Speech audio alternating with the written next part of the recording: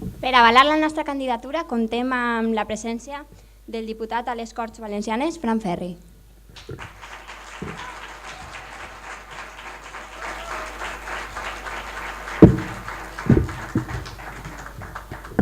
Hola, bona nit. Com estem? Estem bé? Estem molt còmodes així, és un lloc idíl·lic. Mireu, avui quan entrava al poble he sentit una olor rara, una olor que només he sentit en poques ocasions i dic, això què serà? I quan he arribat així, a la casa gran, i ha arribat Josep Vicent, sentia l'olor més forta encara, no? I no és que faci mala olor, sinó que dic, este home fa olor a alcalde. Fa olor a alcalde, i és que és de veres, mireu-lo, ja té cara d'alcalde i tot.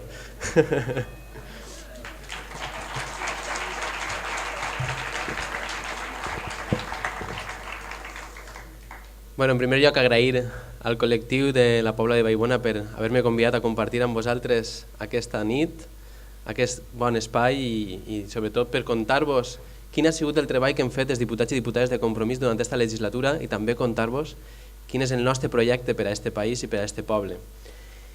Mireu, han sigut 6 diputats de 99, 6 diputats i diputades.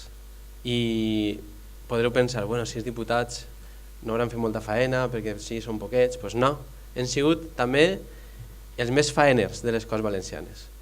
I ho hem fet no perquè vulguem tindre moltes xifres de faena, sinó perquè hem volgut ser útils. I ens hem baixat al carrer, hem obert les portes del nostre grup parlamentari, hem mirat als ulls a la gent i hem traslladat les seues problemàtiques a les Corts Valencianes per intentar solventar-les. Hem sigut no només el grup més actiu, sinó que també hem portat temes que ara sembla que altres venen i proposen com si foren temes nous. Van ser el primer grup parlamentari, inclús jo crec que de tot l'Estat, abans que jo fos diputat, abans del 2011, en proposar la dació en pagament a les Corts Valencianes, de forma retroactiva. Van demanar una auditoria del deute per saber què és allò en què s'ha malbaratat i qui ho ha malbaratat. I hem reclamat, inclús hem portat al Tribunal de Comptes al Partit Popular per a que torni els diners, per exemple, de la compra de Valmor, que nosaltres considerem que això és deute il·legítim i que ho han de pagar de la seva butxaca el senyor Fabra i tot el Consell. Els corruptes i els lladres han de pagar els diners que ens han malbaratat a tots els valencians. Van demanar front a l'amnistia fiscal, que tots sabem per a què era, per a que el senyor Rato o el senyor Bárcenas s'emportaren els diners fora de l'Estat i després poguérem regularitzar-los de forma com si no haguera passat res. Nosaltres vam demanar una amnistia hipotecària per ajudar a les famílies, per a que el sobreendeutament que tenien per la vinguda de la crisi i el preu de la vivenda, que quan la van comprar estava molt més elevada per la bombolla, se'ls farà una amnistia hipotecària, baixarà el preu d'aquesta vivenda i per tant també baixarà el preu del préstec que havien de pagar i pogueren dedicar part dels seus ingressos també a ser persones i a poder menjar, a poder mantindre i pagar l'educació dels seus fills. Hem sigut un grup molt canyero al que no ens han tremolat el pols i ni hem baixat la mirada quan hem hagut de mirar de front als corruptes, al senyor Blasco, al senyor Cotino, el cas Brugal, el cas Blasco, el de cooperació, tots els casos on està Cotino, perquè sembla que tots els casos porten a Cotino, no? Tots acaben parant en Cotino, el senyor Cotino, que ara afortunadament ja no el tenim com a president d'una institució tan bona i tan important per als valencians com són les Corts Valencianes. Era una vergonya que tinguem un president així. I hem denunciat tant la macrocorrupció d'estos casos que vos he dit com la microcorrupció, perquè al final en l'IVAG, que és una institució que té un pressupost molt menudet, també han fet microcorrupció i han enxufat a tots els seus joves. Jo vaig estar en una xerrada que em deien has de parlar de quines polítiques se poden fer per a que els joves tinguin ocupació. I clar, no se m'ha ocorregut una altra cosa que anar a aquesta xerrada en fulles d'afiliació de noves generacions del Partit Popular i dir, mireu, la millor manera que teniu per a trobar una feina així al nostre país, al País Valencià, és que preneu aquesta fulleta de noves generacions i a l'endemà vos assegure que tingueu un lloc en l'IVAG o on siga, el Partit Popular vos col·loca. Però la resta de gent normal, de joves normals, no ens queda altra que continuar en l'atur o anar-nos en fora per a trobar una feina digna. Hem sigut útils, a pesar de tindre una minoria absoluta front a la majoria absoluta del Partit Popular, perquè hem portat la problemàtica de la gent que ha estat impagada per les ajudes a l'habitatge, hem aconseguit, i això no sé si ho sabeu, però és així, que baixen el preu de les ITVs. Abans tenien les ITVs més cares de tot l'estat, ara estan entre les més cares, perquè les han baixat 10 euros. Però nosaltres hem estat ahí constantment denunciant, perquè, no sé si ho sabeu, però les ITVs es van privatitzar en l'any 99, se les van quedar el senyor Blasco i el senyor Cotino, algunes d'elles, i en l'any 2004 es van inventar una prova nova que només se feia així, que es deia la prova de sonometria, que valia 10 euros de colp deien, ara una prova més i val 10 euros.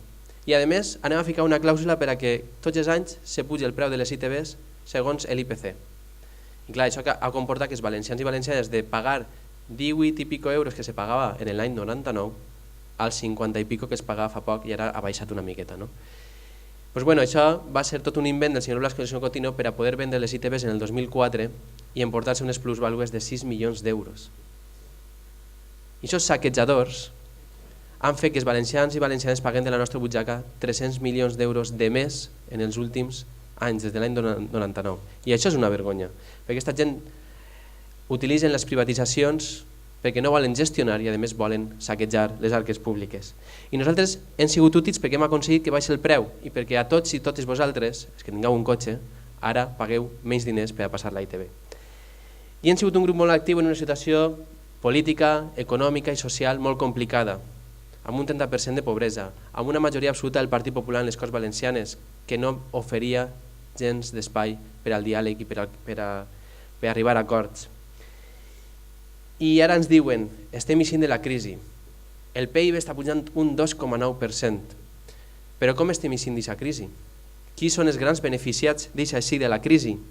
Si en sanitat hem passat de ser ciutadans amb drets a ciutadans que tenen que pagar per serveis, si en educació ens estan fent el mateix, si ara un jove universitari que vulgui fer una carrera amb el 3+2 tindrà 3 anys mig subvencionats, perquè a més el preu l'ha de fixar la comunitat autònoma, ja me direu, amb la ruïna que tenim així, quin preu fixaran les universitats, i damunt, per a continuar amb els seus estudis han de pagar-se un préstec universitari. Qualsevol país que veja l'educació com un dret i no com un servei, no ficaria préstecs a l'educació. Això passa en països com Nord-Amèrica, on els drets no són drets, sinó que són serveis.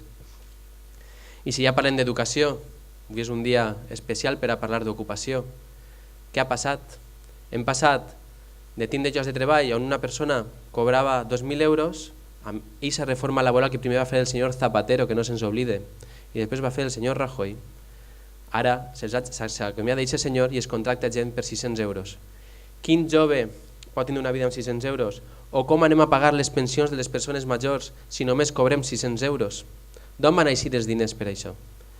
Al final, el que hi ha darrere de tot això és que ens estan furtant els drets i ens estan, sobretot, furtant el present i el futur i ens aboquen a un món desigual, a un món on els rics cada vegada són més rics i els pobres cada vegada són més pobres.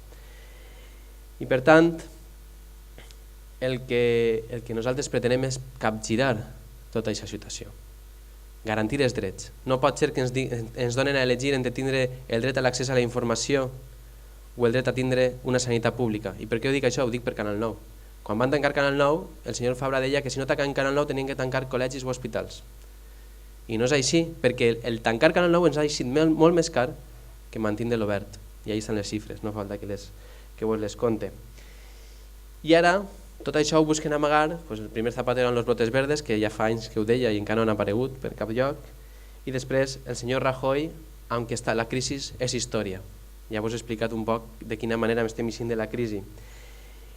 I ens parlen de que anem cap a un Parlament fragmentat. Per a mi no és una cosa negativa el fet que sigui fragmentat, per a mi és un Parlament plural, però sí que és cert que necessitarem un lideratge fort per a aquesta pluralitat, per a aquest Parlament plural, un lideratge per a construir una majoria plural que sigui capaç de tirar endavant i treure aquest país de la desídia on ens han instal·lat.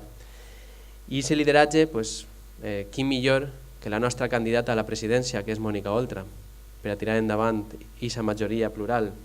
Una presidenta que posa en el centre de decisions el Parlament valencià, o una presidenta a qui no li tremola el pols per a prendre les mesures que necessitem.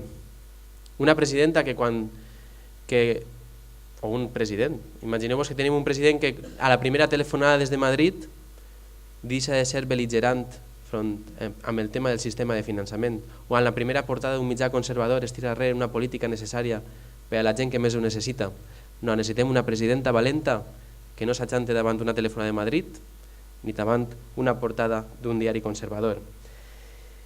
Per això el 24 de maig decidim si posem al capdavant de les institucions persones capaces d'aportar-hi solucions, persones amb valentia per tirar endavant un pla d'emergència social des del primer dia, que tots els xiquets tinguen 3 menjars al dia, que no li tallen la llum a una família en les èpoques de més fred, més perilloses, perquè les estadístiques ho diuen, en hivern mor més gent perquè no té accés a una calefacció que per accidents de tràfic, i això és un drama. I ahir Compromís van proposar una treva invernal i el Partit Popular ens va dir que no calia, que no passa res, que se mueren, no? Que la renda garantida arribi als que ho necessiten. Valentia també per a tirar endavant un pla de xoc democràtic, per a que les institucions no continuen emparant els corruptes, per a que els que han furtat, els que han saquejat les nostres institucions, tornen els diners que ens han furtat. Una presidenta valenta que si fa falta, i això ho dic així, portarem a Mariano Rajoy i a Climane Madrid als tribunals fins que tinguem un sistema de finançament just. Perquè un sistema de finançament just suposa sanitat, educació, serveis socials, però també suposa les inversions necessàries per a la nostra agricultura, però també les inversions necessàries per a una reindustrialització del nostre país. Perquè si no reindustrialitzem el nostre país en clau sostenible, en clau social, anem a la ruïna, perquè un país sense indústria és un país que no té diners per a sostindre's en si mateixa. I aquestes persones que tenen que tindre valentia, tenen que tindre decisió per aplicar aquestes mesures, també han de conèixer els problemes. I això és una cosa que té Compromís, que coneix els problemes de la gent, no només a les Corts Valencianes, sinó a cada poble. Avui ma mare, que ha vingut a veure'm, em deia: ai, en Compromís és que feu llistes en molts puestos. I dic: mama, això de tota la vida. Dic, això és una de les coses fortes que tenim i de les coses bones que tenim, que estem a tot arreu i que coneguem els problemes de cada poble, de cada ciutat i de les persones i de cada barri. I això és una de les coses que aporta Compromís, un dels valors, i que no aporten altres forces polítiques. I ja per acabar, perquè no vull que estendrem molt més, sí que m'agradaria que tots i totes els que estem així foren conscients que el dia 24 ens juguem molt. No només ens juguem la nostra vida quotidiana, ens juguem el nostre futur col·lectiu, perquè sense aquest sistema de finançament just que vos parlava, és molt difícil construir un futur col·lectiu. I això ho van dir al Partit Popular en les Corts. Sense aquest pla de xoc democràtic, sense aquest pla d'emergència social, no podrem començar a reconstruir aquest país que ens han deixat tan mal fet. El 24 de maig prenem aquesta decisió important. Aquesta decisió que prenguem depenen acabar amb aquesta estafa que ens venen com a paradís. En les nostres mans està decidir entre els drets de la majoria o els privilegis d'uns pocs, entre la submissió a Madrid o l'empoderament col·lectiu que necessitem els valencians i valencianes per reclamar allò que és just, o entre la indecència dels corruptes i les institucions que els emparen, o la dignitat de la majoria i unes institucions amb parells de vidre i portes obertes. Ens juguem també posar en marxa les mesures de les que vos he parlat. Hem d'escollir entre qui ens ha furtat el present o persones valentes que planten cara el dia a dia contra la corrupció i la injustícia, i persones que estiguen preparades per a governar. Persones properes, persones que treballen dia a dia en la seva gent, persones com Mònica Oltra a la presidència de la Generalitat, persones com Josep Vicent, que ja vos he dit que fa olor alcalde i té cara d'alcalde i que ho farà de categoria. En definitiva, persones com tota la gent que l'acompanyarà en aquesta llista electoral que avui ens presenten i que estic segur que seran un gran al·licient per al poble de la Pobla de Vallbona, per als poblans i poblanes, no? Es diu així. Persones que han demostrat que són valentes, que saben plantar-se i que també saben gestionar molt bé i defensar els més febles. Jo vull persones així al capdavant de la Generalitat, però també vull persones així al capdavant de l'Ajuntament de la Pobla de Vallbona. Així que espero que tots i totes vosaltres també penseu com jo i el dia 24 vos animeu i voteu Compromís. Moltes gràcies.